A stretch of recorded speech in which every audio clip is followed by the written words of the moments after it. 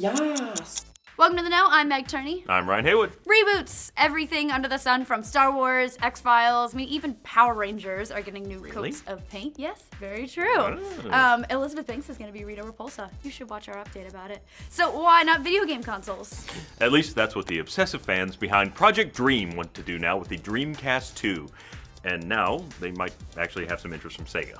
Woohoo! Okay, so you're supposed to usually reboot things that were commercial successes, but then you had to shut them down for some reason or other. Not commercial flops. We're really looking at you, Firefly fans. Serenity was great and all, but that was your shot, and it didn't take off, so let it go. And also, that comes from Eddy, so yell at him and not me. Anyway, yeah, but you're the mouthpiece, and so now I'm mad at you. Don't be mad at me. I read his shitty words. So this one seems weird, even for Sega. To give it some background, though, Project Dream first got everyone's hopes up kind of erroneously several months back when the project started trending on Facebook with the news that Dreamcast 2 was under development, which turned out not to be true at all. Thanks, stupid, oppressive reality, for always crushing my dreams. That's always Facebook, man. Don't believe anything on Facebook.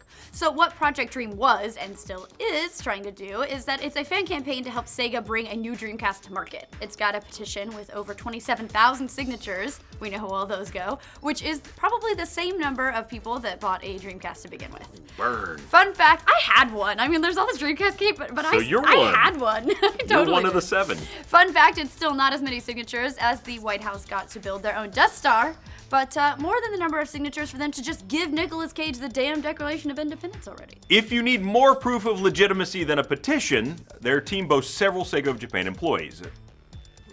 Interns. And Yuji Naka, the former head of Sonic team, also just joined their Facebook group. So, not the team, but the group. He's on their group at Facebook, so. But they were super stoked when that happened. Yeah, hey guys, we got him on Facebook. All right, so now that really screams legitimacy, of course, which is why the whole internet has moved on. Until now. Apparently, the team has made contact with Sega, and Sega is reportedly interested. According to one of Project Dream's leaders, Joanne Freeman, they've been doing whatever they can to talk to Sega, and have made it all the way up the chain to a senior member of Sega Sammy. Sega Sammy is the Japanese holding company of Sega, whom you know, and Sammy of Pachinko Machine Company. Go ahead and get those pachinko jokes out of your system, everyone. We've got pachinko jokes. It's, look at gravity making that thing fall in the... Ryan, just read the script. Freeman told Twinfinite, by the end of it, he finished chatting with me on the phone and sent one of our team members a message to say, send what you got through when you're ready, and I'll make sure it gets to the right people. They said in general, the response from everyone at Sega has been inviting. And also wired $25,000 to an unmarked bank account. So exactly what did we make of all of this? Could Sega legitimately be interested in bringing another Dreamcast to market? Right now, our pachinko money says a definitive no. Although stranger things have happened in the world. Like fans bringing back, or friends of Shenmue bringing it back from the grave. Fans are the truest friends. Yes, they are. First of all, we have no idea what a senior member of Sega Sammy actually means. For all we know, it could be their senior person in charge of social media, which isn't a knock on anyone holding a senior position in social media. It just means that this person's interest in this might be more on a PR level. Sega gives its fans a thumbs up, that kind of thing. Plus, Sega is much more interested in bolstering their digital and mobile platforms these days because those are basically the things keeping the company afloat. They got out of the hardware game back in 2001 thanks to a number of hardware busts that ended with the Dreamcast's lackluster sales, which were actually somewhere in the area of 9 million worldwide, not 27,000 like we said earlier. Compared to Xbox's 24 million, GameCube's 21 million, and PlayStation 2's eventual 155 million. Microsoft in second, Sony way on top, and Sega and Nintendo kind of struggling for relevance. It's almost as if history's repeating itself. Given Sega's current woes, it's kind of fun to entertain the what-if possibility of the whole thing. Sega's financial state has reached Sonic 06 levels of bad, and they've been adjusting their predictions down every quarter for a while now, and still reported an 8% decline for the most recent quarter.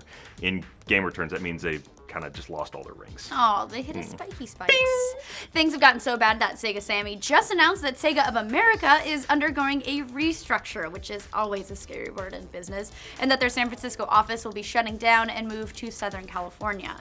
They've also announced a number of voluntary retirements. Wow, that's a scary word, which is what companies do when they want to stop paying you without firing you. Well, you never know. Maybe Sega would be willing to try anything that wasn't Sonic Boom at this point.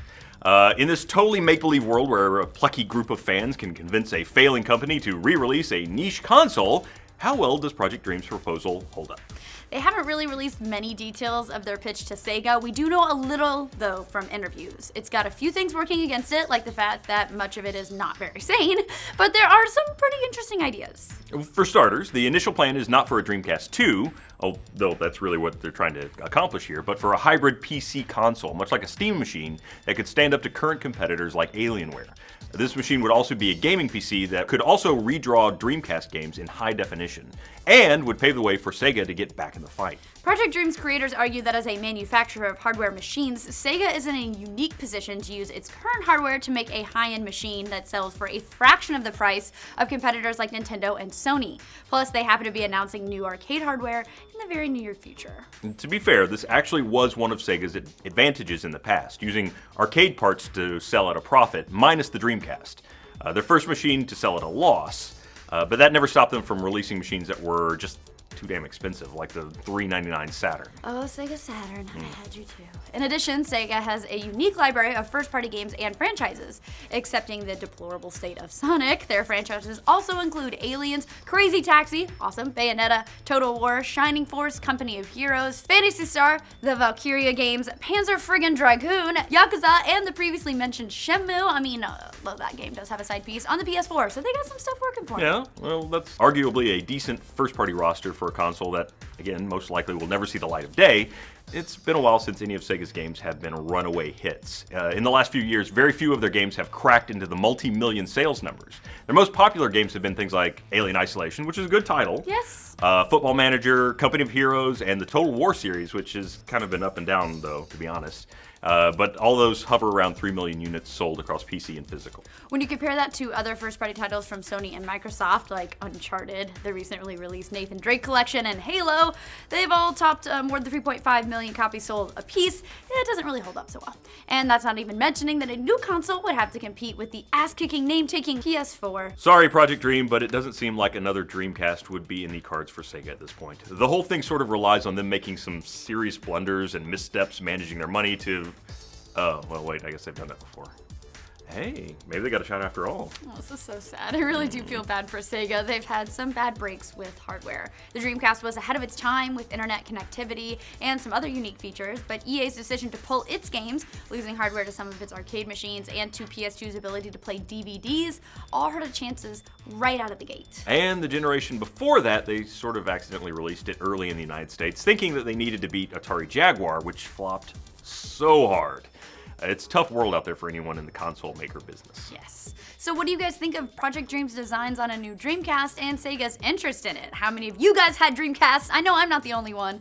And how much would you let PS4 take your lunch money? Because I let them take it like a lot because I bought a PS4. Do they eat from That's your a lot hands? That's a lot of lunch monies. Look, to stay informed about future useless reboots and to hear us talk more trash about how Firefly is never... No, I'm not going to say it. Say it! I'm not going to say it. It'll be back. All the cast are still alive. Be a fucking professional, Ryan, and read the shitty words that Eddy gives you.